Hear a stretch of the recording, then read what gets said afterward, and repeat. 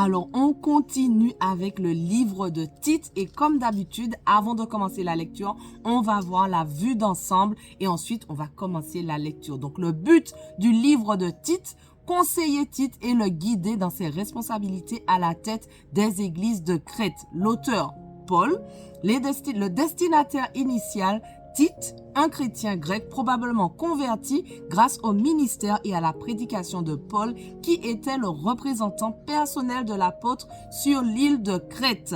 Le contexte, Paul avait envoyé Tite en Crète afin qu'il y organise et dirige les églises. Cette lettre lui indiquait la manière d'accomplir sa tâche. Le verset clé: je t'ai laissé en Crète afin que tu mettes en ordre ce qui reste à régler et que tu établisses des anciens dans chaque ville en suivant mes instructions. Les particularités du livre, l'épître contient de nombreux conseils pour les responsables d'église, ce qui la rapproche de 1 Timothée. Un des thèmes principaux dans le livre que j'ai choisi, c'est la vie de citoyen. Donc l'explication: les chrétiens doivent être non seulement de bons membres de l'Église, mais aussi de bons citoyens. Cela se traduit par la soumission aux autorités et par un travail honnête. L'application pour nous aujourd'hui: la manière dont nous accomplissons nos devoirs civiques est un témoignage devant le monde. Notre vie en société devrait refléter l'amour de Christ, tout comme notre vie d'église. Amen. Alors, on continue avec la lecture. Donc, Tite 1. De la part de Paul, serviteur de Dieu et apôtre de Jésus-Christ, j'ai été chargé d'amener ceux que Dieu a choisis à la foi et à la connaissance de la vérité qui est conforme à la piété, afin qu'ils aient l'espérance de la vie éternelle. Le Dieu qui ne ment pas l'avait promise avant tous les temps et au moment voulu, il a révélé sa parole par la prédication qui m'a été confiée sur ordre de Dieu notre Sauveur. À Tite, mon véritable enfant dans la foi, qui nous est commune, que la grâce, la compassion et la paix te soient données de la part de Dieu le Père et du Seigneur Jésus-Christ notre Sauveur. Je t'ai laissé en Crète afin que tu mettes en ordre ce qui reste à régler et que tu établisses des anciens dans chaque ville en suivant mes instructions, des hommes irréprochables, fidèles à leurs femmes, dont les enfants soient croyants et ne soient pas accusés de débauche ou insoumis. En effet, en tant qu'intendant de Dieu, il faut que le responsable soit irréprochable. Il ne doit pas être arrogant, colérique, buveur, violent, ni attiré par le gain. Il doit au contraire être hospitalier, ami du bien, réfléchi, juste, saint, maître de lui, attaché à la parole, digne de confiance telle qu'elle a été enseignée, afin d'être capable à la fois d'encourager les autres par la sainte doctrine et de réfuter les contradicteurs. Il y a en effet beaucoup d'hommes insoumis, des discoureurs creux et trompeurs, surtout parmi les circoncis. Il faut leur fermer la bouche car ils bouleversent des familles entières en enseignant ce qu'il ne faut pas pour un gain honteux. L'un d'eux, leur propre prophète, a dit: les Crétois, toujours menteurs, de méchantes bêtes, des goinfres paresseux. Ce témoignage est bien vrai. C'est pourquoi reprenez sévèrement afin qu'ils aient une foi saine et qu'ils ne s'attachent pas à des fables juives et à des commandements émis par des hommes qui se détournent de la vérité. Tout est pur pour ceux qui sont purs, mais rien n'est pur pour ceux qui sont souillés et incrédules. Bien plus, leur intelligence et leur conscience sont souillées. Ils prétendent connaître Dieu, mais ils le renient par leur manière d'agir. Ils sont abominables, rebelles et incompétents pour la moindre œuvre bonne. Tite 2.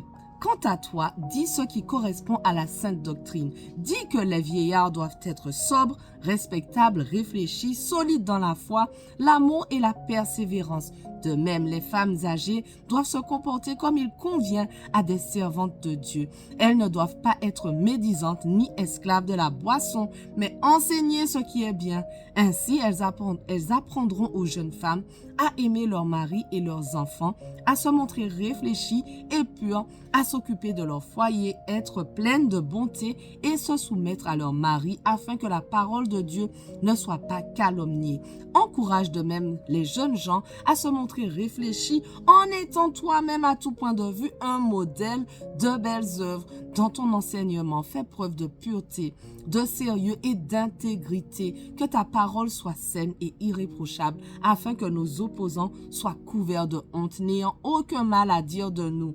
Encourage les esclaves à se soumettre à leur maître et à leur être agréables en tout, à ne pas les contredire ni commettre le moindre vol, mais à se montrer toujours dignes de confiance afin d'honorer pleinement la doctrine de Dieu, notre Sauveur. En effet, la grâce de Dieu, source de salut pour tous les hommes, a été révélée. Elle nous enseigne à renoncer à un mode de vie impie et aux convoitises de ce monde et à vivre dans le temps présent conformément à la sagesse, la justice et la piété, en attendant notre bienheureuse espérance, la manifestation de la gloire de notre grand Dieu et Sauveur Jésus-Christ. Il s'est donné lui-même pour nous afin de nous racheter de toute faute et de se faire un peuple qui lui appartienne, purifié et zélé pour de belles œuvres. Dis ces choses, encourage et reprends avec une pleine autorité, que personne ne te méprise. Tite 3. Rappelle-leur de se soumettre aux magistrats et aux autorités, de leur obéir, d'être prêts pour toute œuvre bonne, de ne calomnier personne, d'être pacifique, conciliant, plein de douceur envers tous les hommes. Nous aussi, en effet, nous étions autrefois stupides, rebelles, égarés, esclaves de toutes sortes de passions et de plaisirs. Nous vivions dans la méchanceté et dans l'envie. Nous étions odieux et nous détestions les uns les autres. Mais lorsque la bonté de Dieu, notre Sauveur, et son amour pour les hommes ont été révélés, il nous a sauvés. Il ne l'a pas fait à cause des actes de justice que nous aurions pu accomplir, mais conformément à sa compassion à travers le bain de la nouvelle naissance et le renouvellement du Saint-Esprit qu'il a déversé avec abondance sur nous par Jésus-Christ, notre Sauveur. Ainsi déclaré juste par sa grâce, nous sommes devenus ses héritiers conformément à l'espérance de la vie éternelle. Cette parole est certaine et je veux que tu te montres affirmatif là-dessus afin que ceux qui ont cru en Dieu s'appliquent à pratiquer de belles œuvres. Voilà ce qui est bon et utile aux hommes. Mais les folles spéculations, les généalogies, les disputes, les conflits relatifs à la foi, à la loi, évite-les car ils sont nuisibles et sans valeur. Si quelqu'un provoque des divisions, éloigne-le de toi. Après un premier puis un second avertissement, sache qu'un tel homme est perverti et qu'il pêche, se condamnant ainsi lui-même.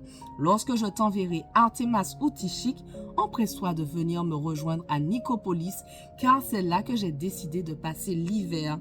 Aide avec empressement Zénas, l'expert de la loi, et Apollos dans leur voyage, en faisant en sorte qu'il ne leur manque rien. Il faut que les nôtres aussi apprennent à pratiquer de belles œuvres pour subvenir aux besoins les plus importants, afin de ne pas rester sans fruit. Tous ceux qui sont avec moi te saluent. De ton côté, salue ceux qui nous aiment dans la foi. Que la grâce soit avec vous tous. Amen. Merci Seigneur parce que tu nous rappelles que nous devons porter de bons fruits.